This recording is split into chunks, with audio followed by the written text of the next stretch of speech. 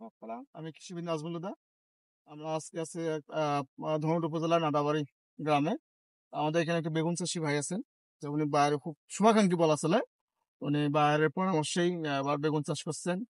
তা বা এই এলাকার যে সমস্যাগুলো হয়, ম্যাক্সিমাম সমস্যা হলো বেগুনের ডগা ছিদ্র, ফল ছিদ্র। এই তার প্রেক্ষিতে আমরা এবার ওনার সাথে সর্বক্ষণে যোগাযোগ করছি যেন ডগা ছিদ্র, ফল ছিদ্র কিভাবে নির্মূল করা যায়। এখন তো 100% করা যাবে না, আমরা কিভাবে মিনিমাইজ করা যায় যেন কৃষক ভাই উপকৃত হয়। তা আমরা ওনাকে এটাকে ভায়াগোয়াস মুভমেন্টও আমরা স্প্রে করাইছি। তারপর আমরা আজকে হারভেস্ট করছি। হারভেস্ট করার পর ওনার যে অনুভূতিটা শুনতে চাচ্ছি।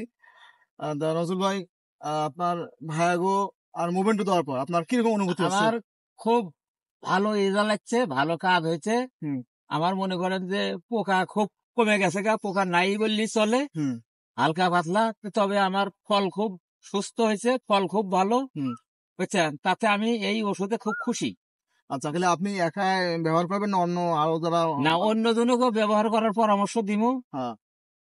তারাও যেন এই ওষুধ ব্যবহার করে। আপনি কি আগামীতে বাইরের সাথে থাকবেন তো নাকি? হ্যাঁ, ইনশাল্লাহ থাকবো, আল্লাহ যদি হায়াতে বেঁচে আছে। ধন্যবাদ নজরুল ভাই। আসসালামু আলাইকুম। ওয়ালাইকুম আসসালাম।